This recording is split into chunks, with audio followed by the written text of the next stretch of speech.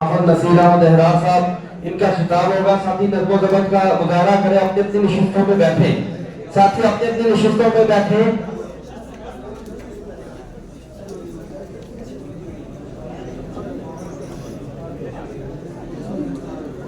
ابھی ساتھی نظم و ضبط کا خیال رکھیں, سیکورٹی والے حضرات جو ہے اس کی پابندی کریں. ابھی آپ کے سامنے تشریف لاتے ہیں قائد پنجاب سابق صدر جمعیت طلباء اسلام پاکستان حضرت مولانا حافظ نصیر احمد احرار صاحب, صوبائی جنرل سیکرٹری جمعیت علماء اسلام پنجاب. ان کی آمد سے ان کا استقبال کیجیے. نعرہ تکبیر, آواز نہیں آئی, نعرہ تکبیر. ہاتھوں کو فضاؤں میں لہرا دو, پرچم بنا دو. نعرہ تکبیر, نعرہ تکبیر. تاجدار ختم نبوت, تاجدار ختم نبوت, تاجدار ختم نبوت جمعیت علماء اسلام, جمعیت علماء اسلام. اٹھ اثر معتبر کے حالات بدل ڈال, اٹھ اثر معتبر کے حالات بدل ڈال. تدبیر سے تقدیر کے حالات بدل ڈال. میدان میں آ چھوڑ کے تسبیح و مصلی, میدان میں آ چھوڑ کے تسبیح و مصلی. کچھ دن کے لیے طرز عبادات بدل ڈال. تشریف لاتے ہیں قائد پنجاب حضرت مولانا حافظ نصیر احمد احرار صاحب.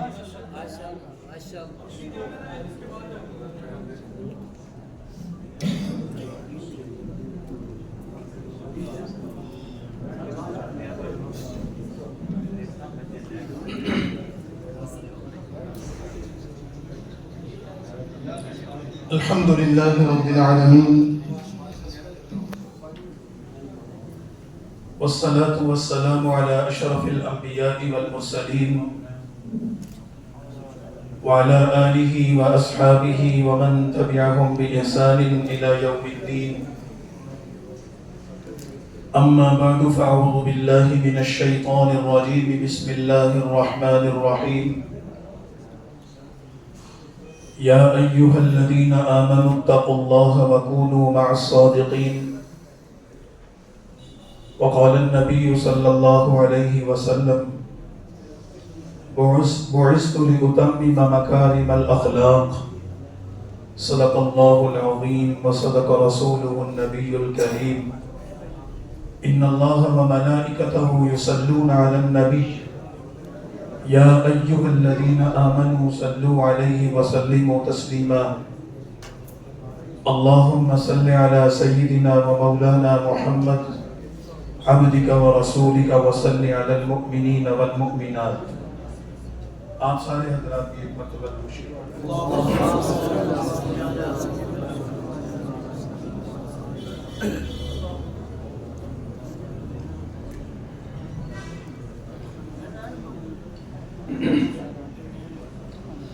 تنظیم بڑی چیز ہے اے اہل گلستان. تنظیم بڑی چیز ہے اے اہل گلستان. بکھرے ہوئے تنکوں کو نشیمن نہیں کہتے.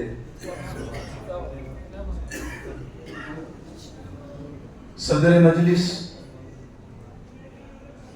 جمعیت علماء اسلام صوبہ پنجاب کے صدر اور اب جمعیت علماء اسلام پاکستان کے مرکزی کنوینر برادر محترم ملک محمد اویس صاحب, برادر مکرم رانا محمد عثمان صاحب, حافظ عظیم صاحب اور دیگر ان کے تمام رفقا, مرکزی صوبائی عہدیداران, اضلاع سے آئے ہوئے کارکنان, عہدیداران. سب سے پہلے تو میں دو مبارکبادیں پیش کرنا چاہتا ہوں. ایک تو آج کے اس کنونشن کے انعقاد پر اللہ تعالیٰ آپ تمام حضرات کی حاضری کو قبول فرمائے. کاوش کرنے والوں, محنت کرنے والوں کو اللہ تعالیٰ بہت زیادہ اجر عطا فرمائے. اور دوسرا جمعیت علماء اسلام صوبہ پنجاب کے تمام کارکنان کو اس بات کی مبارکباد کہ 2009 کے بعد آج 2024 میں ایک مرتبہ پھر جمعیت علماء اسلام صوبہ پنجاب کو اس کی مرکز کی قیادت حاصل ہوئی. اللہ تعالیٰ اس ذمہ داری کو بھی قبول فرمائے اور آسان فرمائے. مستقبل کے لیے جو منصوبہ بندی کی جائے گی، مشاورت کی جائے گی، تنظیم سازی کے لیے جو رائے عمل مرتب کیا جائے گا، اللہ اپنی مدد اور نصرت سے کامیاب کرے. بہت لمبی بات میں عرض نہیں کروں گا. جمعیت علماء اسلام کا یہ کنونشن کوئی پہلا پروگرام نہیں ہے. عشروں سے یہ روایت چلی آ رہی ہے. اسی مقام پر، اسی مسجد میں ہم اپنے زمانہ طالب علمی میں وہ پروگرام بھی 15-20 سال پہلے دیکھ چکے ہیں کہ جب ایک چھوٹی سی مسجد میں وسائل کی عدم دستیابی کے باوجود بڑی تعداد میں طلباء تشریف لاتے تھے. اور آج تو ماشاءاللہ بہت سے اسباب اور وسائل کثرت کے ساتھ موجود ہیں. جمعیت علماء اسلام پنجاب کی روایت رہی ہے مری بھوربن کا یہ سالانہ کنونشن. اس روایت کو زندہ رکھنے کے لیے ہر دور کی جمعیت طلباء کے ذمہ داران نے کردار ادا کیا ہے، اور اللہ کرے کہ مستقبل میں بھی یہ سلسلہ جاری رہے. ہماری زندگی کے 10 سال، مجھے خود بذات خود زمانہ طالب علمی کے 10 سال 1999 سے لے کر 2009 تک جمعیت علماء اسلام میں گزارے. ایک یونٹ میں، ایک تعلیمی ادارے کے بنیادی رکن سے لے کر جمعیت علماء اسلام پاکستان کی مرکزی صدارت تک کا سفر، یہ میرے لیے زندگی کا قیمتی اثاثہ ہے. اور میں یہ سمجھتا ہوں کہ اگر جمعیت علماء اسلام سے ہماری یہ وابستگی نہ ہوتی، جمعیت علماء اسلام سے ہمارا یہ تعلق نہ ہوتا، تو یقیناً تعلیمی اداروں اور درسگاہوں میں ہمیں اپنے اساتذہ سے علم بھی ملتا، ان کی نسبتیں بھی ملتی، وہ برکات بھی ملتی جو اللہ تعالیٰ کی مدد و نصرت سے، اس کی توفیق سے حاصل ہوئی. لیکن نظریات کی جو پختگی اور نظریات کا جو شعور ہمیں جمعیت علماء اسلام کے سٹیج اور اس کے پلیٹ فارم سے ملا ہے، وہ زندگی میں کسی اور جگہ سے نہیں مل سکا. اور یہ ہماری زندگی کا اثاثہ ہے. آپ کے لیے بھی میں انہی نیک تمناؤں کا اظہار کروں گا کہ اس کنونشن میں آنے والے ہمارے دوست اور ساتھی محض اس کو تفریحی سفر نہ سمجھیں. تفریح بھی کریں، جو اوقات مقرر کیے گئے ہیں فرصت کے، اس میں جائیں، گپ شپ کریں اور اللہ تعالیٰ کی قدرت کے نظائر دیکھیں. لیکن یہاں ہونے والی بات چیت کو بھی ذہن نشین کریں اور اس کو سنیں. اور 3 دن کے اس کنونشن میں آپ کو اتنے موتی ملیں گے کہ انشاءاللہ آپ کو آنے والی زندگی میں قدم قدم ان سے رہنمائی حاصل ہو. میرے لیے یہ بھی مشکل ہو جاتا ہے کہ میں کوئی خطیب آدمی نہیں ہوں. مجھ سے پہلے مولانا امیر حمزہ صاحب نے خطاب کیا، وہ بھی پنجاب کے نامور خطیب ہیں، اور مولانا یحییٰ عباسی صاحب نے تفصیل سے بات کی. ان کی خطابت بھی کسی سے مخفی نہیں ہے. اور ایسے زوردار بیانات کے بعد میرا دال بجیا کون سنے گا؟ لیکن میں چند منٹ میں آپ کو جمعیت علماء اسلام کے پروگرام کے حوالے سے 2-4 باتیں عرض کرنا چاہتا ہوں اور زیادہ وقت نہیں لوں گا. اور تمہیدی بات کرنے کے بعد براہ راست یہ بات عرض کروں گا کہ جمعیت علماء اسلام کے سٹیج پر آنے والے، اس کی مجالس میں آنے والے اور جمعیت علماء اسلام کے پروگراموں میں شرکت کرنے والے لوگوں نے کثرت کے ساتھ بارہا ایک شخصیت کا نام سنا ہوگا. وہ مولانا عبید اللہ سندھی رحمۃ اللہ علیہ کی شخصیت ہے، جنہیں امام انقلاب کہا جاتا ہے. مولانا عبید اللہ سندھی رحمۃ اللہ علیہ کون تھے؟ ان کی حیات و خدمات کیا تھی؟ ان کے افکار و نظریات کیا تھے؟ اس کو سمجھنے کے لیے ایک کنونشن، ایک مجلس اور ایک پروگرام کافی نہیں. اس کے لیے مسلسل محنت کرنی پڑے گی، پھر سندھی سمجھ آئیں گے. لیکن ہمارے اکابر نے یہ بات فرمائی ہے کہ اگر ہم دارالعلوم دیوبند کی فکری اور نظریاتی ان تمام کی تمام تعلیمات کا نچوڑ نکالیں جو اکابرین دارالعلوم دیوبند نے اپنے شاگردوں میں منتقل کیا، تو اس کی ایک جامع شخصیت جو سامنے آتی ہے وہ شیخ الہند مولانا محمود حسن دیوبندی رحمت اللہ علیہ کی سمجھ میں آتی ہے. اگر آپ نے دیوبندیت کو سمجھنا ہے، آپ شیخ الہند کو سمجھ لیں. اگر آپ نے مولانا قاسم نانوتوی کی زندگی کو سمجھنا ہے، مولانا رشید احمد گنگوہی کی زندگی کو سمجھنا ہے، اگر آپ نے حاجی امداد اللہ مہاجر مکی کی زندگی کو سمجھنا ہے اور پوری دیوبندیت کا نچوڑ نکالنا ہے، ایک شخصیت کا مطالعہ کر لیں اور وہ شیخ الہند مولانا محمود حسن کی شخصیت ہے. پوری دیوبندیت آپ کو سمجھ میں آ جائے گی. اور مولانا شیخ الہند مولانا محمود حسن رحمت اللہ علیہ نے جس شخصیت پر اعتماد کرتے ہوئے تاریخ میں جس شخصیت کو یہ مقام ملا کہ وہ شیخ الہند کا دست راست کہلایا، وہ مولانا عبید اللہ سندھی ہے، اس کے علاوہ کوئی نہیں. تو میں جملوں میں بات کو آگے بڑھانا چاہتا ہوں کیونکہ میں کچھ باتیں عرض کرنا چاہتا ہوں. تو مولانا عبید اللہ سندھی کا سب سے بڑا تعارف یہ ہے کہ وہ شیخ الہند مولانا محمود حسن کے دست راست تھے. اور شیخ الہند محمود حسن کون تھے اس کے بارے میں آپ جانتے بھی ہیں، پڑھ لیں، مطالعہ کریں، بزرگوں سے پوچھیں، پتہ چل جائے گا.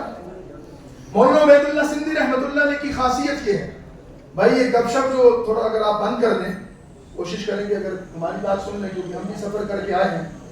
یہ دروازے میں جو ساتھی کھڑے ہیں ذرا ان کو متوجہ کریں، اگر کوئی ضروری بات ہے تو باہر کر لیں کیونکہ آپ نے بھی بڑا لمبا سفر کیا ہے، اخراجات کر کے آئے ہیں. ساتھی بیٹھ جائے جی، بیٹھ جائے شاباش. یہ بھی بڑے اخراجات ہوتے ہیں ساتھی. اور اس کے بعد مولانا عبید اللہ سندھی رحمت اللہ علیہ کی شناخت یہ ہے کہ وہ حضرت شیخ الہند کے دست راست تھے اور ان کی عملی زندگی کی تعبیر یہ ہے کہ وہ فلسفہ شاہ ولی اللہ کے حقیقی ترجمان تھے. مولانا عبید اللہ سندھی نے مختلف تعبیرات پیش کی ہیں، ان میں سے دو بنیادی چیزیں وہ یہ بتاتے ہیں کہ ہمارے امام شاہ ولی اللہ محدث دہلوی رحمت اللہ علیہ یہ فرماتے ہیں کہ جس نسل کو تم مخاطب کر رہے ہو، جس دور میں تم زندگی گزار رہے ہو اور تمہاری آنے والی نسل جن سے تم توقع رکھتے ہو، ان کو دو چیزوں کے ساتھ جوڑ دو. ایک کا عنوان وہ اقترابات رکھتے ہیں اور ایک کا عنوان وہ افتراقات رکھتے ہیں. یہ ذرا بھوجر قسم کی اصطلاحیں ہیں، اگر اس کو سادہ الفاظ میں دیکھ لیا جائے تو جمعیت طلبہ اسلام کے لٹریچر میں دو جملے آپ نے پڑھے ہوں گے، خدا پرستی اور انسان دوستی. شاہ ولی اللہ رحمت اللہ علیہ کے فلسفے سے مولانا سندھی ہمارے سامنے پیش کرتے ہیں.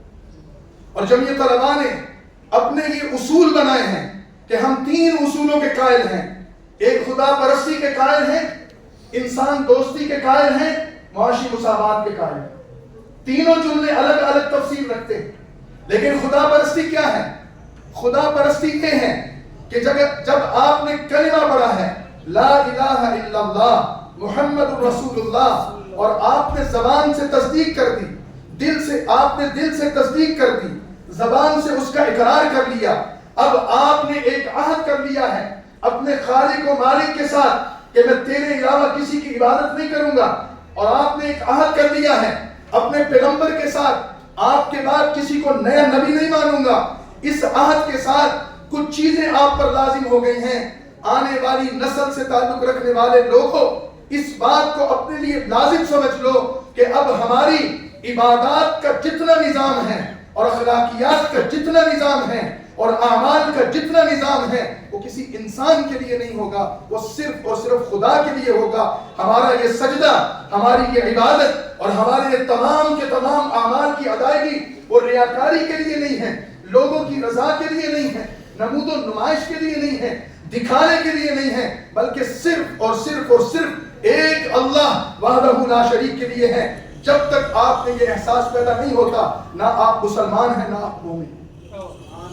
تو جمعیت طلبہ اسلام کے پلیٹ فارم پر آنے والے نوجوان اگر وہ یہ سمجھتے ہیں کہ ہم جے ٹی آئی کے کارکن ہیں تو پھر ان کو اپنی زندگی کا پہلا اصول کیا بنانا ہوگا کہ ہم خدا پرست ہیں. جب آپ خدا پرستی کی بات کرتے ہیں پھر انسان پرستی نکل گئی، پھر بت پرستی نکل گئی، پھر مادہ پرستی نکل گئی. اور مجھے دوستوں نے کہا کہ طلباء کی ذمہ داریوں پر آپ نے بات کرنی ہے تو آج کے دور کے نوجوان کا سب سے بڑا مسئلہ مولانا کیا ہے؟ مادیت پرستی تو ہے. یہ مادیت ہی الہاد کی طرف لے جا رہی ہے، یہ مادیت ہی آپ کو گمراہی کی طرف لے جا رہی ہے، یہ مادیت ہی آپ کو اللہ کی عبدیت سے نکال کر بندوں کی عبدیت میں لے جا رہی ہے، یہ مادیت ہی آپ کو رسول اللہ کی غلامی سے نکال کر غیروں کی غلامی میں لے جا رہی ہے، یہ مادیت ہی آپ کو صحابہ کرام کی عظمت سے گرا کر آپ کو ذلت کی پستیوں میں گرا رہی ہے. یہ مادیت ہی ہے جس سے متاثر ہو کر لوگ اہل بیت کے کرام کو چھوڑ کر ارد گرد منہ مارتے پھر رہے ہیں. میرے بھائیوں، آج جمعیت طلبہ اسلام کے سٹیج پر پہلی بات یہ سمجھ لیجئے جو میں عرض کرنا چاہتا ہوں، اگر ہم مومن ہیں، اگر ہم مسلمان ہیں اور ہم نے کلمہ پڑھا ہے، اس کلمہ طیبہ کا پہلا تقاضا ہم سے یہ ہے، اور جے ٹی آئی کے کارکن کی زندگی کا پہلا اصول یہ ہے کہ میں خدا پرست بنوں گا. خدا کے علاوہ ہر نظام کو، ہر شخصیت کو اور ہر چیز کو جو اللہ کے علاوہ کوئی اور چیز مجھے متاثر کر سکتی ہے اور میری ذات اس سے جڑ جائے، میں اس کی نفی کرتا ہوں. میری زندگی کا مقصد کیا ہے؟ قل ان صلاتی ونسکی ومحیای ومماتی للہ رب العالمین. اس رب العالمین کے علاوہ کوئی میرا خالق و مالک نہیں ہو سکتا. اس کا عہد ہم نے کرنا. میں سبق صرف سنانا چاہ رہا ہوں جو میں نے جمعیت طلباء سے سیکھا. مقرر نہیں ہوں، خطیب نہیں ہوں، میں پہلے عرض کر چکا ہوں. آپ نے اس بات کو طے کر لینا ہے. اگر آپ نے اس بات کو طے کر لیا، خدا پرست بن گئے، تو اس خدا پرستی کا نتیجہ کیا نکلے گا کہ حضرت ابراہیم علیہ السلام کی خدا پرستی کو قرآن نے بیان کیا ہے. قرآن کریم کی وہ آیات تفصیل کے ساتھ موجود ہیں کہ حضرت ابراہیم ستاروں کو دیکھتے تھے، چاند کو دیکھتے تھے، حتیٰ کہ انہوں نے سورج کو دیکھا. رات کی تاریکی میں چمکنے والے ستاروں نے ان کو متاثر کیا اور خیال ہوا کہ ہو سکتا ہے میرا رب ہو. رات کی تاریکی میں چمکنے والے چاند کی چاندنی نے ابراہیم کو متاثر کیا اور وہ سمجھنے لگے کہ شاید یہ میرا رب ہو. لیکن جب وہ غروب ہو گئے تو انہوں نے کہا کہ وجود مٹ جائے وہ خدا نہیں ہو سکتا، جو فانی ہو وہ خدا نہیں ہو سکتا. صبح کی روشنی میں سورج کو چمکتے دیکھا تو کہا کہ ہو سکتا ہے کہ یہی خدا ہو. ھذا اکبر، یہ تو بہت بڑا ہے، اس کے اندر تو بڑا جلال، بڑی طاقت اور بڑی حدت ہے. لیکن نتیجہ کیا نکلا؟ جب وہ بھی غروب ہو گیا تو ابراہیم نے کیا اعلان کیا؟ انی وجہت وجہی للذی فطر السماوات والارض حنیفا. حنیف کیا ہے؟ خدا پرستی تو ہوتا ہے. اور جناب ابراہیم علیہ السلام کی اولو العزمی کو، ان کے مقام اور مرتبے کو، ان کی خدمات جلیلہ کو اللہ تعالیٰ نے اس شان سے بیان کیا ہے کہ ان کو انسانیت کا امام بنایا ہے. اور انسانیت کی امامت میں ان کی بنیاد کیا تھی؟ سب سے پہلے ان کا تعارف یہ ہے کہ ابراہیم حنیف تھے، خدا پرست عبادت پرست نہیں تھے. جب آپ جمعیت طلبہ اسلام سے یہ سبق سیکھ کر جائیں گے کہ میں خدا پرست ہوں، تو پھر یہ لکڑی اور پتھر اور لوہے کی عمارتیں جو دور کی بات ہے، پھر بادشاہوں کے تاج بھی آپ کو اپنے قدموں میں رلتے ہوئے نظر آئے گا. اور میں مبالغے کی بنیاد پر نہیں کہہ رہا. جن بزرگوں سے ہمیں نسبت حاصل، جن اکابر سے ہمیں سبق حاصل ملا، جن اکابر سے ہمیں سبق ملا ہے، شیخ الہند مولانا محمود حسن کے بارے میں کیا کہہ رہے ہیں؟ آپ تاریخ پڑھ لیں. 6 فٹ کا انسان نہیں تھا، چھوٹا قد، کمزور جسم، نہیں ہڈیاں، 70-75 سال کی عمر، اور وہ دنیا کے بدترین قید خانے میں قید کیے گئے. اور جرم کیا تھا کہ اس سلطنت سے ایک چٹائی پر بیٹھنے والے مولوی نے ٹکر دی تھی جس سلطنت میں اقتدار کا سورج غروب نہیں ہوتا تھا. لیکن اس نے کیا کہا؟ اس کو قائل کرنے کی کوشش کی گئی، ڈرانے کی کوشش کی گئی، ان کو قید خانے میں ڈالا گیا. بڑھاپے میں ان کے وجود کو جو بیماریاں لگیں، جو مشقتیں اور مصیبتیں برداشت کی، ان کے معتقد، ان کے شاگرد، ان کے متوسلین اور ان سے فیض رکھنے والے، نسبت رکھنے والوں کی گواہی چھوڑیے. ان کا مخالف انگریز مورخ یہ کہتا ہے کہ میں ملاقات کر کے آیا ہوں، مجھے یہ کہا گیا تھا کہ ان سے کوئی بیان لے لیں جس سے کوئی تصفیہ ہو جائے اور انگریز حکومت اور برسر اقتدار طاقت کے حق میں کوئی نرم بات کر دیں. لیکن وہ یہ گواہی دیتا ہے کہ میں اس شخص کو جان کر آیا ہوں، اس شخص کے وجود کو ٹکڑے ٹکڑے کر دیا جائے اور اس کو جلا دیا جائے اور اس رات کو فضا میں بکھیر دیا جائے، اس میں سے بھی سامراج دشمن کی بو آئے گی. یہ خدا پرست ہوتے ہیں، یہ خدا پرست ہوتے ہیں. انبیاء علیہ السلام کی وراثت علماء کرام کو ملی کہ العلماء ورثۃ الانبیاء. تو وہ وراثت صرف نام کی وراثت نہیں تھی، انہوں نے اپنی عملی زندگی سے ثابت کیا کہ جناب ابراہیم کو آگ میں ڈالا گیا اور وہ آگ ان کے لیے گلزار بعد میں بنی ہے. ابراہیم نے خدا پرستی پہلے ثابت کی ہے، مادیت پرستی کی بعد میں نفی کی ہے. شیخ الہند مولانا محمود حسن کا مطلب، شیخ الہند کا مطلب کیا ہے؟ آج کے زمانے میں ابھی میرے بارے میں کہہ رہے تھے قائد پنجاب، ٹھیک ہے ساتھیوں نے کہہ دیا، لیکن اس میں حقیقت کچھ نہیں ہے. آج کل ہم القابات دیتے ہیں، اعزازات دیتے ہیں، یہ سب مبالغہ ہے. مولانا محمود حسن کو شیخ الہند دیوبندیوں نے نہیں کہا، صرف مسلمانوں نے نہیں کہا. تاریخ اٹھائیے، شیخ الہند مالٹا کے قید خانے سے رہا ہوئے اور ہندوستان کی بندرگاہ پر پہنچے. پورے ہندوستان کے تمام مذاہب کے نمائندے اور تمام اقوام کے نمائندے سراپا استقبال تھے. پوری ہندوستانی قوم کے نمائندے بلا تفریق مذہب، نسل اور رنگ کھڑے تھے استقبال کے لیے. اور انہوں نے شیخ الہند کو کہا کہ آپ شیخ الہند ہیں، آپ ہندوستان کے رہنما اور قائد اور مقتدر. لیکن شیخ الہند نے خدا پرستی کو مانا اور مادیت پرستی سے ٹکر لی، تبھی شیخ الہند بنے. گھر میں بیٹھے میرے کہنے سے یا کسی مورخ کے کہنے سے نہیں بن گئے. تو میرے بھائیوں، بات تھوڑے آگے بڑھانی ہے، اس وجہ سے میں اس کو سمیٹ رہا ہوں کہ ہم نے کیا بننا ہے؟ مادیت پرست بننا ہے، خدا پرست بننا ہے. خدا پرست بنیں گے، خدا پرست بنیں گے تو پھر ہماری زندگی کا سفر شروع ہوگا. خدا پرستی پہلا اصول ہے، اس کے بغیر کوئی چیز قبول نہیں. آپ دنیا جہاں کا فلسفہ بیان کر دیں، دنیا جہاں کے موضوعات پر بات کر لیں، اگر آپ کے اندر خدا پرستی نہیں ہے پھر آپ کچھ نہیں.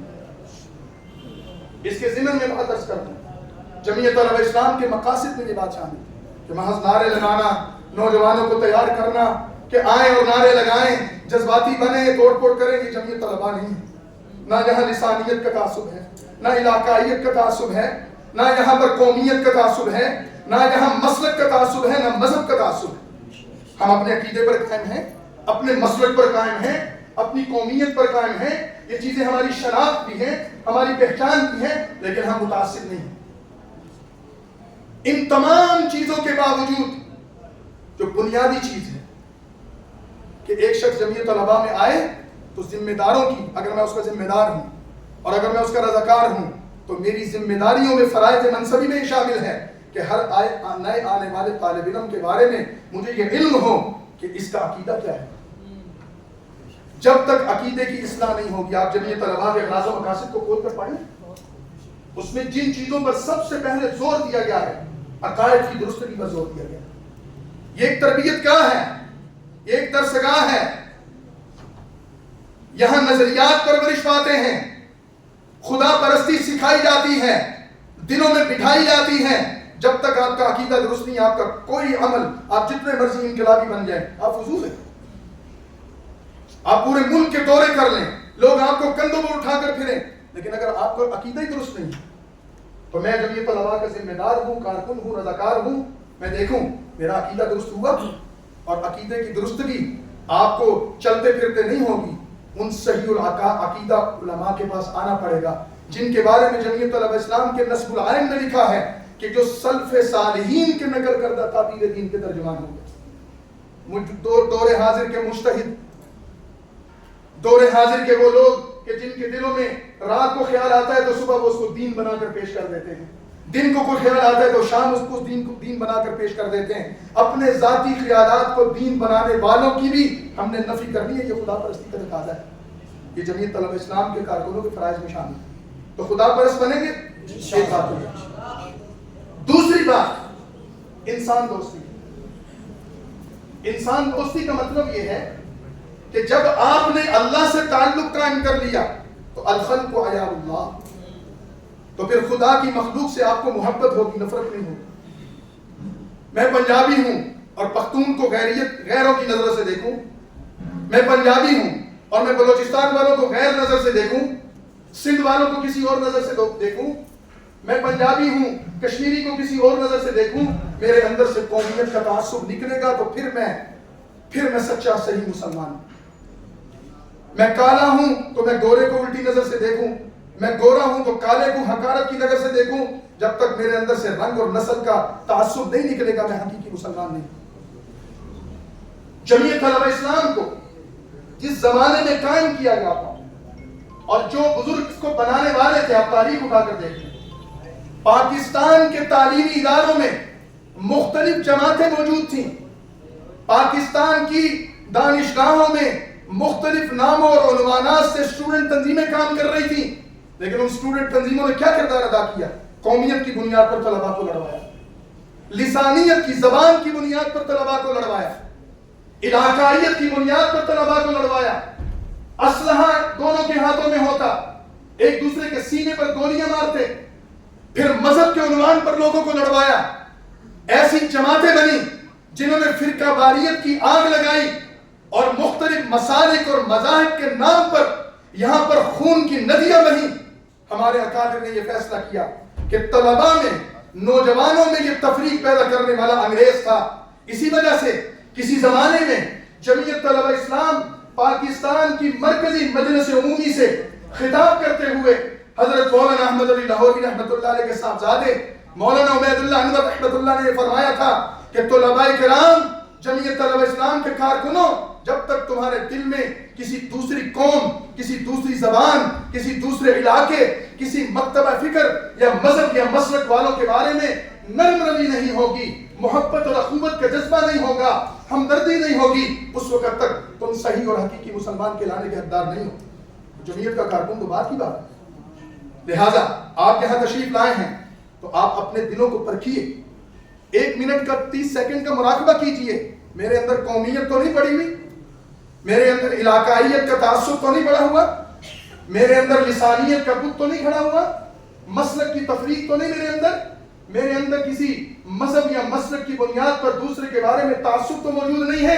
اگر موجود ہے تو جمعیت طلبہ اسلام سے وابستگی کا تقاضا ہے کہ اس کو کھرچیں، اس کو نکالیں اور اپنے دل کو اپنے دوسرے ساتھی کے لیے صاف کریں۔ آپ اسی وقت دوسرے کے ہمدرد بن سکتے ہیں۔ خلق خدا کو آپ کی ضرورت ہے۔ آج ہماری نوجوان نسل اخلاقی حوالے سے، علمی حوالے سے، عملی حوالے سے کہاں کھڑی ہے؟ آپ مجھ سے زیادہ جانتے ہیں، آپ کے پاس علم اور معلومات مجھ سے زیادہ ہیں۔ بے راہ روی، مغرب کی گندی تہذیب، فحاشی اور عریانی کا سیلاب، ٹیکنالوجی کی مرعوبیت، ان تمام چیزوں نے ہماری نسل کو تباہ کیا ہے۔ اور یہ صرف کالج اور یونیورسٹی والا تباہ نہیں ہوا، میرا مدرسے کا طالب علم بھی اس دریا میں بہہ گیا ہے، اس طوفان کی نظر ہو گیا ہے۔ ایک سہارا ہے آپ کے پاس کہ آپ ان بزرگوں اور علماء سے وابستہ ہوں، جمعیت طلباء کو مضبوط کریں اور آپ ہمدردی کا جذبہ لے کر، خیر خواہی کا جذبہ لے کر کالجوں میں جائیں، یونیورسٹیوں میں جائیں، اداروں میں جائیں، مدارس میں جائیں، گلی گلی اور محلہ محلہ جائیں اور لوگوں کو اپنا دوست بنائیں اور ان سے دوستی اور تعلق محبت کی بنیاد پر قائم کریں اور ان کو بتائیں کہ تم جس راستے پر چل رہے ہو یہ تباہی کا راستہ ہے، تمہاری تباہی ہے، تمہارے خاندان کی تباہی ہے، تمہاری نسل کی تباہی ہے، اس ملک اور قوم کی تباہی ہے۔ تمہیں واپس اس اسٹیج پر، اس پلیٹ فارم اور اس چٹائی پر آنا ہے جہاں دنیا کی بھی کامیابی اور آخرت کی بھی کامیابی ہے۔ جب تک ہمارے دلوں میں اور ہمارے جذبات میں انسان دوستی کا یہ تصور موجود نہیں ہوگا، میرے بھائیوں، ہم آگے نہیں بڑھ سکتے۔ میں جمعیت طلباء کا کارکن ہوں، میں اس کا عہدیدار ہوں، میرے ذمہ میں کام کیا ہے؟ آپ سے ہم نے سیاست تو کروانی نہیں۔ جمعیت طلبہ اسلام سے وابستہ ہونے والا اگر کوئی کارکن ہے، مثال کے طور پر اگر وہ مدرسے میں پڑھتا ہے، آپ کو جمعیت طلبہ اسلام کے عہدیدار آپ کو وہ درس نظامی نہیں پڑھائیں گے، وہ آپ کے اساتذہ اور آپ کے مدارس میں زیادہ بہتر پڑھائے جا رہے ہیں، پھر آپ کیوں جمعیت طلباء میں ہیں؟ کالج اور یونیورسٹی میں پڑھنے والے طلباء مختلف علوم اور فنون سیکھ رہے ہیں، ڈگریاں حاصل کر رہے ہیں، جمعیت طلباء آپ کو کوئی ڈگری نہیں دیتی، پھر آپ کیوں جمعیت طلباء میں آئے ہیں؟ یہ ایک سوال ہے۔ مدرسے کے طالب علم سے بھی میرا سوال ہے، کالج اور یونیورسٹی والوں سے بھی میرا سوال ہے، اور ہر اس نوجوان سے سوال ہے کہ جو عملی زندگی میں کسی بھی تعلیمی درسگاہ یا دانشگاہ میں تعلیم اور ہنر سیکھ رہا ہے، آپ کا استاد اور آپ کی درسگاہ اور آپ کا نصاب آپ کو بہتر پڑھا رہا ہے، پھر آپ جمعیت طلباء میں کیا کر رہے ہیں؟ جمعیت طلباء آپ کو صرف اور صرف وہ چیز پڑھانا چاہتی ہے کہ جو علم آپ نے مدرسے میں سیکھا ہے اس علم پر عمل کرنے کے لیے اپنے آپ کو انسانوں کا ہمدرد بنا۔ یعنی انبیاء علیہ السلام کی صفات میں کیا بات ذکر کی گئی ہے کہ نبی اپنی قوم کا سب سے بڑا ہمدرد ہوتا ہے۔ لعلک باخع نفسک الا یکونوا مؤمنین، اللہ تعالیٰ اپنے پیغمبر سے کیا فرما رہے ہیں؟ اے نبی صلی اللہ علیہ وسلم، آپ کو اپنی قوم کا درد اتنا زیادہ ہے، فکر اتنی زیادہ ہے کہ یہ ہدایت پر آ جائے، اس غم اور درد میں آپ اپنے آپ کو ہلاکت میں ڈال رہے ہیں۔ تو یہ دکھ، یہ ہمدردی، یہ جذبہ لوگوں کی اصلاح کا اگر ہمارے اندر آئے گا، میرے بھائیوں، یہ بڑی مبارک نسبت ہے، رسول اللہ سے ہمیں ملا دی۔ تو جمعیت طلبہ اسلام کا کارکن انسان دوست بنے گا یا انسان دشمن بنے گا؟ میں نے انسان کا لفظ بولا ہے، دیوبند دوست نہیں بولا، سنی دوست نہیں بولا، میں نے مسلمان دوست نہیں بولا. ہم دیوبندی ہیں، یہ ہماری شناخت ہے اور ہمیں الحمدللہ اس پر فخر بھی ہے اور اللہ کا شکر ادا کرتے ہیں. ہم سنی ہیں، اللہ کا شکر ادا کرتے ہیں. ہم حنفی ہیں، اللہ کا شکر ادا کرتے ہیں. ہم پاکستانی ہیں، ہم اپنی قومیت پر اللہ کا شکر ادا کرتے ہیں. لا فخر، لیکن یہ ہمارے لیے فخر کی چیز نہیں ہے، شکر کی چیز. اس جذبے کو ہم نے ہمدردی میں تبدیل کرنا. اور جو ہماری مخالف صف میں کھڑا ہے، یاد رکھیے مجادلہ، مناظرہ اور یہ تقابل کبھی آپ کے دشمن کو اپنا نہیں بنائے گا، آپ کا نہیں بنا سکتا جب تک کہ آپ کے اندر وہ پیغمبرانہ صفات نہیں آئے. جمعیت طلبہ اسلام کے دوسرے اصول کو ہم نے یاد کر لینا ہے، اور وہ انسان دوستی ہے. کوئی بھی مسلمان نہیں، کوئی بھی انسان جہاں بھی ملے، نوجوان ہو، ہم راستے میں گاڑی میں سفر کر رہے ہیں اور میری سیٹ پہ میرے ساتھ ایک نوجوان بیٹھ گیا، 2 گھنٹے کا سفر ہے، مری سے آپ اسلام آباد جانا چاہتے ہیں، اس 2 گھنٹے میں بھی آپ بہت کچھ سیکھ سکتے ہیں اور سکھا سکتے ہیں. لاہور سے اسلام آباد جاتے بھی آپ بہت کچھ سیکھ سکتے ہیں اور سکھا سکتے ہیں. اور میں آپ کو 20 مثالیں ایسی پیش کر سکتا ہوں کہ جمعیت طلبہ اسلام کے لوگ کارواں تھا، سفر میں نکلے اور راستے میں ایک ان کا ہم سفر بنا، اس نوجوان کا انہوں نے ہاتھ پکڑا اور پھر وہ نوجوان امت کا داعی بنا ہے، پھر وہ نوجوان امت کی اصلاح کا ذریعہ بنا ہے. پہلے بے راہ رہو تھا، لیکن ایک ساتھی کی ہمدردی نے اور اس کے خلوص نے اس کو کہاں سے کہاں کھڑا کر. تو ہمیں یہ جذبہ پیدا کرنا. اور میں اپنی بات کو ختم کرتے ہوئے اپنے ذمہ داران سے بات عرض کروں گا. یہاں کچھ علماء کرام بھی تشریف فرما ہے، جمعیت علماء کے ذمہ دار بھی ہو سکتے ہیں. میں اپنے لیے بات عرض کروں گا. کبھی ہم جمعیت طلباء کا حصہ تھے، آج ہم جمعیت علماء کے ذمہ دار ہیں اس کا حصہ، کہ جمعیت طلبہ اسلام کے نوجوانوں کی ہمیں قدر کرنی ہے. بالکل آخری باتیں عرض کروں. قدر اس طرح کرنی ہوگی کہ یہ ہمارے ملازم نہیں ہیں، یہ ہمارے غلام نہیں ہیں، ہمارے بھائی ہیں، ہمارے ورکر ہیں، ہمارے رضاکار ہیں. میں نے جمعیت طلبہ اسلام کے مرکزی رہنما تھے محترم محمد ادریس اول صاحب رحمۃ اللہ علیہ، الجمعیت کے ایڈیٹر بھی تھے اور جمعیت طلبہ اسلام کے مرکزی ذمہ دار رہے. اور تاج میں آخر ان کی تحریریں، ہزاروں مضامین لکھے انہوں نے جمعیت کے کارکنوں کے لیے. انہوں نے مجھے کہا، انہوں نے کہا کہ ہم نوجوان تھے، جمعیت طلبہ اسلام کے سب سے پہلے صدر تھے اسلوب قریشی، آج بھی حیات ہیں، لاہور میں موجود ہیں، کالج یونیورسٹی میں مولانا پڑھتے تھے وہ. میں علماء کرام سے یہ بات عرض کر رہا ہوں، کوئی برا نہ منائے. میں خود مدرسے کا تعلیم یافتہ ہوں، مدرسے میں پڑھا ہوں، مولوی ہوں، مسجد کا امام بھی ہوں، خطیب بھی ہوں، مدرس بھی ہوں چھوٹا موٹا. میں اپنے آپ کو یہ بات سمجھانے کی کوشش کر رہا ہوں اور اپنے قبیلے کے لوگوں کو کہ جمعیت طلبہ اسلام کے نوجوانوں کی قدر کیجیے. ہزاروں نہیں، لاکھوں نہیں، کروڑوں کی تعداد میں طلباء ہیں جو دینداروں سے دور ہیں اور ان کا کوئی پرسان حل نہیں. اور اگر چند نوجوان جمع ہو جاتے ہیں، اکٹھے ہو جاتے ہیں، ہم ان کو سر پر نہ بٹھائیں لیکن جوتیوں میں بھی نہ لے سکتے، کم از کم اپنے ساتھ ضرور بٹھائیں. مولانا عبید اللہ انور رحمۃ اللہ علیہ کے بارے میں انہوں نے بتایا کہ اسلوب قریشی جمعیت طلباء کے صدر تھے. شیراوالا لاہور، مولانا احمد علی لاہوری رحمۃ اللہ علیہ کے مدرسے اور مسجد میں جمعیت طلباء کا کنونشن تھا.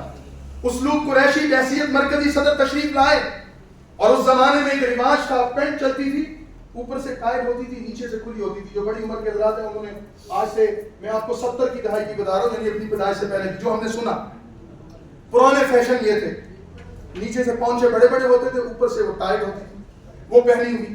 جمعیت طلبہ اسلام کا صدر ہے، یونیورسٹی میں پڑھتا ہے، مولانا عبید اللہ انور رحمۃ اللہ علیہ، جمعیت علماء اسلام صوبہ پنجاب کے ذمہ دار امیر تھے یا جنرل سیکرٹری تھے اس وقت. مولانا احمد علی لاہوری رحمۃ اللہ علیہ کے صاحبزادے اور جانشین، پنجاب کی علمی حوالے سے، روحانی حوالے سے اپنے زمانے کی سب سے بڑی شخصیت، اور سردی کے موسم میں لوٹا اٹھائے گرم پانی سے اسلوب قریشی نوجوان کو وضو کروا دیا. کسی نے کہا مولانا یہ تو نوجوان ہے اور آپ اتنے بڑے بزرگ یہ کیا کر رہے ہیں؟ تو انہوں نے کہا کہ یہ نوجوان ہمارے لیے جتنی قربانی دیتے ہیں ہم اس کا صلہ نہیں دے سکتے. میں تو صرف وضو کروا رہا ہوں، اگر میں اس کے پاؤں دھو کر پیتا تو یہ میرے لیے احساس ہو. میرے بھائی، جب تک ہم اپنے نوجوان ساتھیوں کو یہ محبت نہیں دیں گے، جب تک ہم ان کے لیے اپنے سینوں کو نہیں کھولیں گے، اپنے دل کے دروازے نہیں کھولیں گے، جب تک ہم اپنے ساتھیوں کے لیے اخوت اور محبت کے یہ جذبات نہیں رکھیں گے. رسول اللہ صلی اللہ علیہ وسلم کو قرآن کریم کیا کہتا ہے؟ احد کی جنگ میں مسلمانوں کا نقصان ہوا، نبی کریم صلی اللہ علیہ وسلم کی ہدایات پر اس طرح 100% عمل نہیں ہوا جس طرح آپ نے فرمایا تھا. آپ نے پڑھا ہوگا سیرت کے واقعات کو، علماء کرام سے سنا ہوگا. آپ صلی اللہ علیہ وسلم کی ہدایات پر عمل نہ کرنے کی وجہ سے نقصان ہوا، 70 سے زیادہ صحابہ شہید ہوئے، رسول اللہ صلی اللہ علیہ وسلم خود زخمی ہو گئے. اچھی بلی فتح شکست میں تبدیل ہو گئی، اور اللہ کے نبی کو رنج تھا، دکھ تھا. قرآن کریم کی آیات بیان کرتی ہیں ان کیفیات کو، اور رسول اللہ صلی اللہ علیہ وسلم کو یہ شکوہ بھی تھا کہ میرے ساتھیوں نے میری بات پر عمل نہیں کیا. قرآن کریم نے اس پورے قصے کو نقل کیا ہے، لیکن قرآن کریم کا اسلوب یہاں آ کر رک جاتا ہے کہ نبی اپنے ساتھیوں سے دکھی ہیں، رنجیدہ ہیں، اپنے ساتھیوں سے ان کو دکھ پہنچا ہے، لیکن اللہ تعالیٰ رسول اللہ صلی اللہ علیہ وسلم کو تسلی دیتے ہوئے کیا فرماتے ہیں کہ اگر آپ سخت دل ہوں گے تو یہ لوگ آپ کو چھوڑ کر چلے جائیں گے، اگر آپ نرم دل ہوں گے تو یہ آپ کے جانثار ہوں گے، آپ پر اپنی جان بھی نشاور کریں گے. یہ لوگ آپ کے ارد گرد پروانہ وار اس وجہ سے نظر آتے ہیں.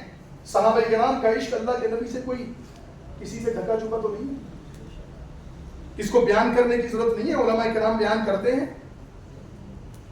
رسول اللہ صلی اللہ علیہ وسلم کو سمجھایا جا رہا ہے اللہ تعالیٰ کی طرف سے کہ آپ ان کے لیے اپنے سینے کو کشادہ کریں. یہ جو آپ کے جانثار ہیں آپ کے نرم دل ہونے کی وجہ سے. تو میرے بھائیوں، یہ نوجوان آج اتنے بڑی تعداد میں یہاں تشریف لائے ہیں، ہم نے ان نوجوانوں کو ضائع نہیں ہونے دیا. ان نوجوانوں کو جوڑنا ہے، ان کو آگے بڑھانا ہے.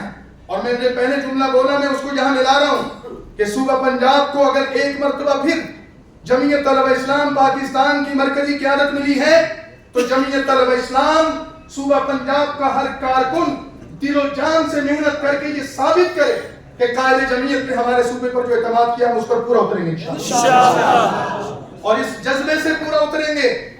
کہ ختم نبوت کی بات کی گئی تو مجھے 1974 کی تحریک ختم نبوت کے وہ واقعات بھی ذہن نشین ہیں، تاریخ میں وہ انمٹ اور وہ تمام کے تمام حقائق بھی کتابوں میں موجود ہیں، لوگوں کو ازبر ہیں کہ جب جمعیت طلبہ اسلام کے لوگوں نے ختم نبوت کی تحریک میں وہ کردار ادا کیا کہ قادیانیوں کے نمائندے نے پارلیمنٹ میں کھڑے ہو کر جمعیت طلبہ اسلام کے پنجاب کے لوگوں کا وہ اشتہار اراکین پارلیمنٹ کے سامنے پیش کیا جس میں یہ وارننگ دی گئی تھی کہ اگر 7 ستمبر گزر گئی اور قادیانیوں کو دائرہ اسلام سے نہ نکالا گیا، پارلیمنٹ نے ختم نبوت کے حوالے سے فیصلہ نہ کیا، جمعیت طلبہ اسلام کے کارکن پاکستان کی سرزمین کو، پنجاب کی سرزمین کو قادیانیوں کے لیے تنگ کر کے رکھ دیں گے.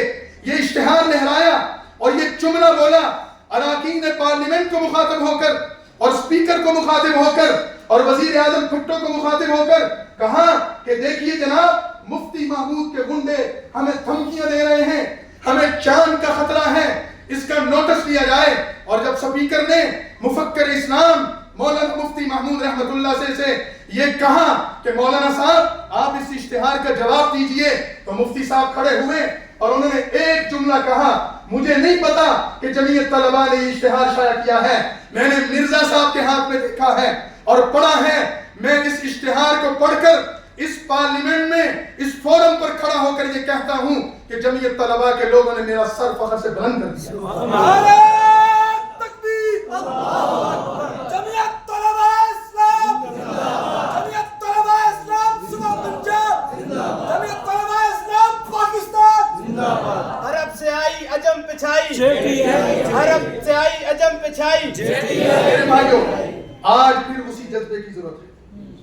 سپریم کورٹ نے جو فیصلہ کیا ہے ختم نبوت کے عنوان پر یہاں بیانات ہوئے ہوں گے، ہو سکتا ہے ہو چکے ہوں گے بھی، میرا یہ موضوع نہیں ہے. عقیدہ ختم نبوت کی اہمیت وغیرہ پر علماء سے بات کریں گے، لیکن آپ حضرات نے یہ عہد کرنا ہے 1974 کی تحریک میں جمعیت طلبہ اسلام کا کوئی لیڈر ایسا نہیں تھا جس پر ایف آئی آر نہ ہو. اس کا جرم یہ تھا کہ وہ تحفظ ختم نبوت کی جنگ لڑ رہا تھا. 1977 کی تحریک میں نظام مصطفیٰ میں جمعیت طلباء کا کوئی ذمہ دار صوبے اور مرکز کا ایسا نہیں تھا جس پر کئی پرچے نہ کٹے ہوں. ان کا جرم کیا تھا؟ جو نظام مصطفیٰ کی بات کر رہے تھے. ہم آج بھی وہ جرم دہرائیں گے انشاءاللہ. قائد جمعیت حضرت مولانا فضل الرحمان کی قیادت میں تحریک چلنے والی ہے تحفظ ختم نبوت کی. پاکستان میں قادیانیوں کو انشاءاللہ ہم ایک مرتبہ پھر وہ گھر دکھائیں گے جہاں 1974 میں ہمارے بزرگوں نے پہنچایا تھا. انشاءاللہ دوبارہ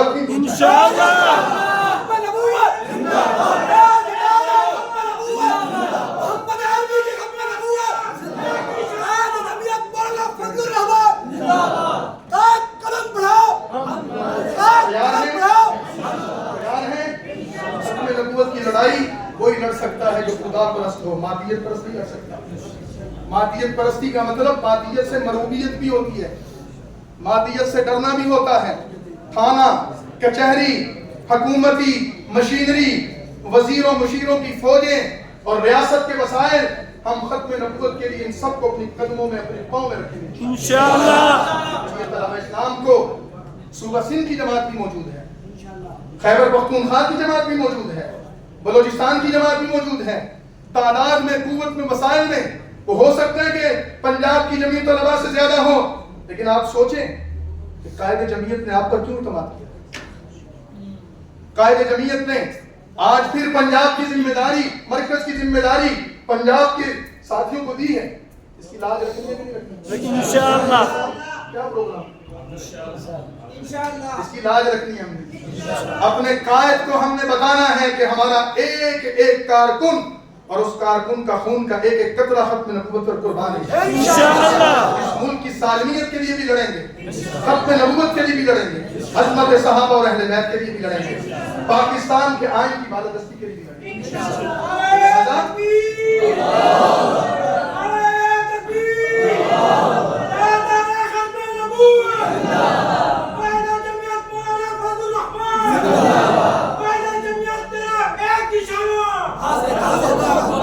تو ہمارا یہ جذبہ صرف نعروں تک یا مری تک محدود نہ رہے بھائی.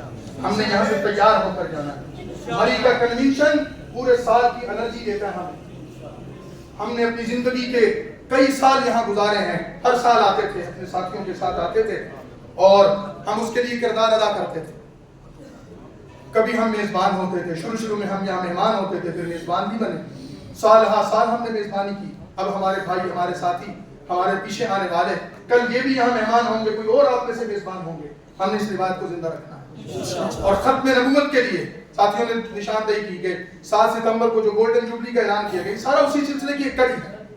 ہم نے قادیانیت کا مقابلہ کرنا, اس فتنے کا مقابلہ کرنا. جمعیت طلبہ اسلام کے کارکنوں جن نے اس کے لیے قربانیاں دی ہیں, اس کے لیے جان کا نذرانہ دیا ہے. کتنے ہی کارکن جمعیت طلبہ اسلام کے ختم نبوت کا نعرہ لگاتے شہید ہوئے. ہم نے ان شہداء کی روح سے وفا کرنی ہے اور ہم نے چیف جسٹس اور پاکستان کی عدلیہ میں بیٹھے ان مردود ججوں کو بتانا ہے کہ جب تک جمعیت طلباء کے کارکن زندہ ہیں ہم تمہاری قادیانیت نوازی نہیں چلنے دیں گے انشاءاللہ. میں بالکل آخری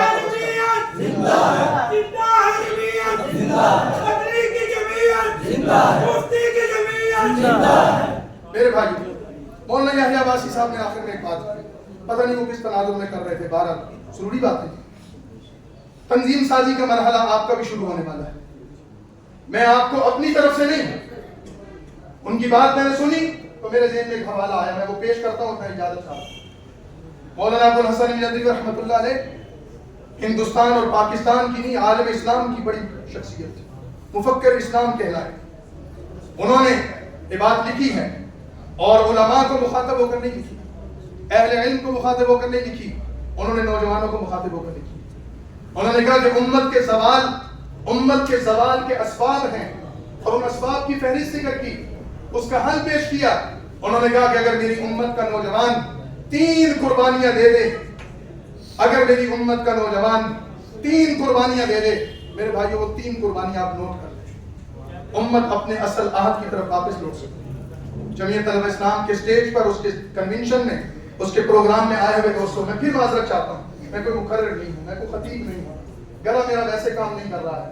لیکن میں ٹوٹی پھوٹی جو باتیں عرض کر رہا ہوں یہیں سے سیکھی ہیں، بس آخری یہ حوالہ پیش کرتا ہوں. وہ فرماتے ہیں ہمارے نوجوان کو پہلی وہ قربانی دینی ہوگی جو سیدنا عمر فاروق رضی اللہ تعالیٰ عنہ کے خط پر جرنیل اسلام سیدنا خالد بن ولید نے دی. سن رہے بات؟ آپ لوگوں نے بات نہیں سنی. جناب کی گپ شپ صرف 2 سے 3 منٹ بند کر دے، بس بات ختم کر. مولانا طاہر الرحمان صاحب پہنچنے والے. میری بات اس وجہ سے لمبی ہو گئی ہے کہ مولانا طاہر الرحمان صاحب قریب ہیں، اس وجہ سے ملک صاحب نے مجھے کہا کہ آپ جاری رکھیں، ورنہ میں تو کب کا میرا علم مولانا ختم ہو چکا تھا. مولانا ابو الحسن ندوی رحمۃ اللہ علیہ کیا فرما رہے ہیں؟ اس امت کے نوجوان کو ایک قربانی وہ دینی ہوگی امیر المومنین سیدنا عمر فاروق رضی اللہ تعالیٰ عنہ نے اسلام کے اس جرنیل کو جس کو رسول اللہ کی لسان نبوت سے یہ اعزاز ملا تھا کہ یہ سیف اللہ ہے، اللہ کی تلوار ہے، اور مشہور یہ ہو گیا جس جنگ میں خالد جاتا ہے اسی میں فتح ہوتی ہے. امیر المومنین سیدنا عمر فاروق رضی اللہ تعالیٰ عنہ نے اسلام کی تاریخ کے سب سے بڑے جرنیل سیدنا خالد بن ولید کو خط لکھا، ہم نے تمہیں معزول کر دیا ہے. اور خط ملتے ساتھ ہی امیر المومنین کا خط لکھتے ساتھ ہی اسلام کے سب سے بڑے اور طاقتور جرنیل نے اپنی پگڑی اتار کر زمین پر رکھ دی. ہمیں وہ قربانی دینی پڑے گی اس جذبے سے کہ اطاعت امیر میں ہمیں جو حکم ہو ہم حاضر ہیں. سمجھ لیں آپ لوگ؟ بھئی یہ دروازے پر کیا مسئلہ ہے؟ بات ہے اللہ نے دل میں ڈال دی. سیدنا خالد بن ولید رضی اللہ تعالیٰ عنہ کو خط ملا، قاصد پہنچا، امیر المومنین سیدنا عمر فاروق کا پیغام لایا، آپ کو اس منصب سے معزول کر دیا گیا ہے. اور امیر المومنین کے خط پر خالد بن ولید نے کوئی دوسری بات نہیں کی اور اپنی دستار اتاری اور پیش کر دی کہ میں حاضر. یہ جذبہ امت میں موجود نہیں. نوجوانوں کو مخاطب ہو کر مفکر اسلام نے کہا کہ ہمیں خالد بن ولید کے جذبے کی ضرورت ہے. دوسری وہ قربانی جو نواسہ رسول سیدنا حسن رضی اللہ تعالیٰ عنہ نے سیدنا امیر معاویہ کے ہاتھ میں بیعت کر کے دی. وہ چاہتے تو اپنی خلافت جاری رکھتے، اپنا اقتدار قائم رکھتے، اہل بیت میں سے تھے، آل رسول تھے، علی اور فاطمہ رضی اللہ عنہما کے لخت جگر تھے، جنت کے نوجوانوں کے سردار کی خوشخبری ملی تھی، امت ان کے ہاتھ پر بیعت کر چکی تھی. لیکن انہوں نے اپنی امت اپنے نانا کی امت کو تقسیم ہونے سے بچایا، صلح کے راستے پر ڈالا، جوڑ کے راستے پر ڈالا، توڑ کا راستہ ختم کیا اور سیدنا امیر معاویہ کے ہاتھ میں ہاتھ دے دیا. جو قربانی سیدنا حسن نے دی تھی آج ہم اپنے اندر وہ جذبہ پیدا کریں. اور تیسری وہ قربانی جو سیدنا عمر بن عبدالعزیز رحمۃ اللہ علیہ نے خلافت ملنے سے پہلے عمر بن عبدالعزیز کے زندگی کے احوال پڑھ لو. لوگ کہتے ہیں کہ جس راستے سے گزرتے تھے لوگ اس خوشبو پر تبصرے کرتے تھے کہ آج عمر بن عبدالعزیز نے خوشبو کون سی لگائی، کپڑا کون سا پہنا ہے، بنو امیہ کا یہ شہزادہ. لیکن جب خلافت کا بار ان کے سر پر آیا تو پھر وہ اپنا سب کچھ بھول گئے. پھر ایک وقت وہ بھی آیا کہ لوگ عید منا رہے تھے اور سیدنا عمر بن عبدالعزیز کے بیٹے کی اولاد نئے کپڑوں کو ترس رہی تھی. یہ 3 قربانیاں ہم دیں، اللہ ہمیں انشاءاللہ عزت مند کرے گا. واخر دعوانا